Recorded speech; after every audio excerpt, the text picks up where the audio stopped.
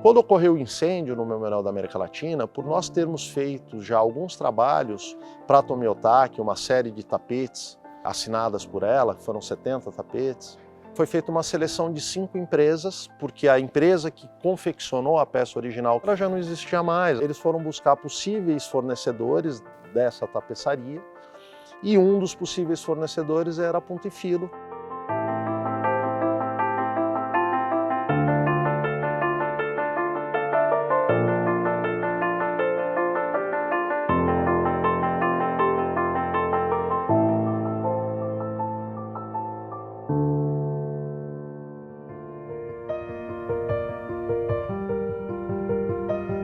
A gente já, obviamente, conhecia a peça, a história, lamentava muito o fogo, a perda que foi.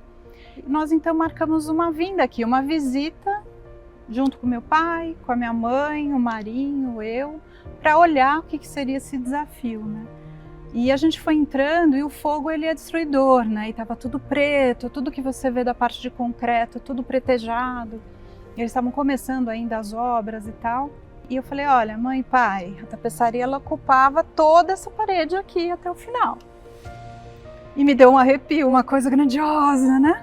E eu lembro muito forte que eu virei para minha mãe e disse assim, mãe, meio baixinho, será que a gente vai dar conta, né?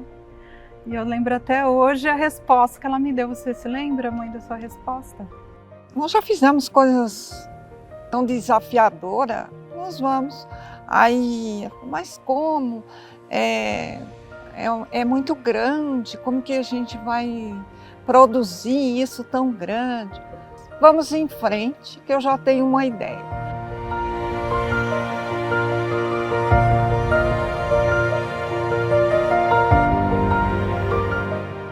Para Punto e Filo, isso era uma honra fabricar uma peça da Tomi Otaki.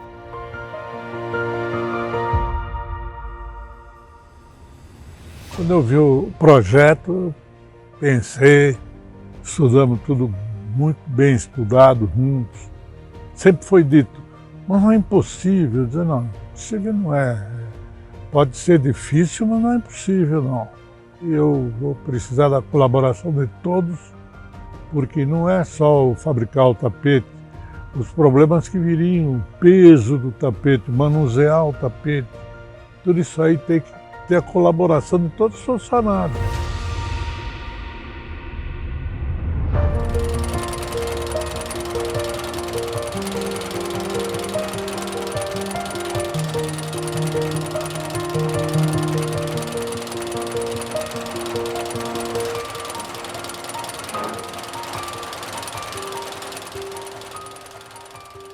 É muito bom você ter uma equipe quando você sente que a equipe se sente dona do processo. Eu digo que eu não tenho funcionários, eu tenho pessoas que são meus colegas, que são colaboradores e que eu considero como meus amigos. E para executar, o que nós fizemos? Nós chamamos os funcionários e dividimos com eles. Como a gente executa? Então chegou a primeira dificuldade, era manter as linhas contínuas dessa grande pincelada que a Tomi Otaki dá. Quando você faz isso com emenda, você corre o risco de, em alguns pontos, não casa. Ele faz isso aqui, hein? Você vem com aquela pincelada toda leve, uma linha contínua, e aí você cria um ângulo de 90 graus e vários ângulos de 90 graus. Ficaria totalmente serrilhada. Quando eu levei esse desafio, que na minha visão esse era o maior desafio, da gente confeccioná-la com continuidade, a Tereza, que era a nossa funcionária mais experiente, né? Na hora ela virou, ela falou, por que a gente não faz numa peça única? Eu falei, mas é muito grande, Tereza. Ela falou, mas eu acho que dá. Tereza, você está vendo que são 800 metros quadrados? Ela falou, dá para fazer, sim, dá para fazer. Então vamos conversar com todo mundo, vamos ver se a gente consegue. E nos reunimos e todos acharam que era a melhor opção. E assim a gente realizou a tapeçaria com 56 metros de comprimento, quase 14 de altura, e sem nenhuma emenda, e numa maestria que eu tenho muito orgulho.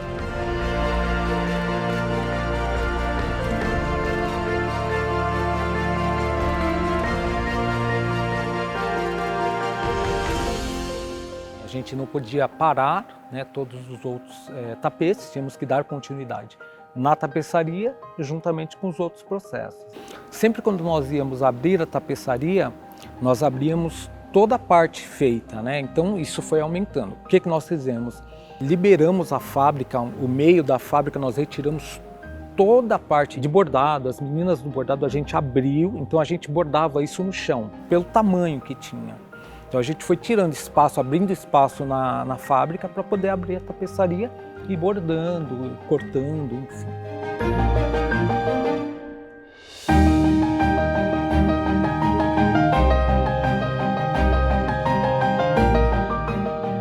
Ao longo da confecção, foram muitas visitas à fábrica. Muitas pessoas puderam conhecer, inclusive, o nosso processo de confecção e teve um envolvimento que é porque o Tomiotaki é uma entrega pública. Mesmo os funcionários, quando eles se envolvem, tinha algo que era anterior e que vai permanecer para o futuro. É isso que eu quero dizer. Né? Para essas pessoas teve um significado muito forte também. Isso eu acho que é bem bonito e marcante. O sentimento da Tomie com a peça, eu acho que incentivou mais a gente fazer fielmente tudo o que ela sentia. Quando nós começamos a produzir a peça, eu perguntava, é dessa forma que você quer que eu faça? E eu tentei produzir fielmente cada detalhe da forma que ela gostaria que fosse feita.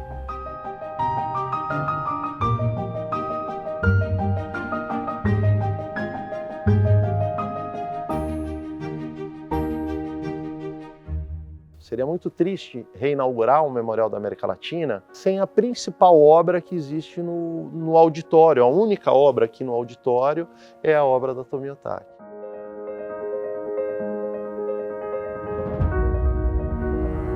Foi fácil? Não, não foi. Foi difícil? Foi difícil, mas não foi impossível, não. Está feita, a obra está aí. Foi com esta obra que houve uma divulgação muito grande e um reconhecimento muito grande, né, do que nós podemos fazer. Nós conseguimos crescer e crescer bastante, como esse tapete.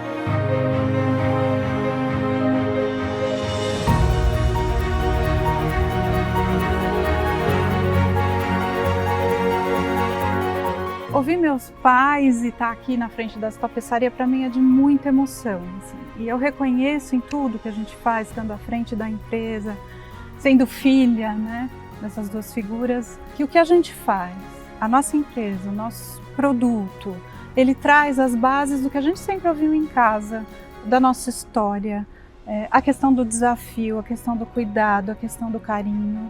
Realizar esse feito foi algo extremamente gratificante. E eu hoje fico me perguntando qual será o nosso próximo desafio.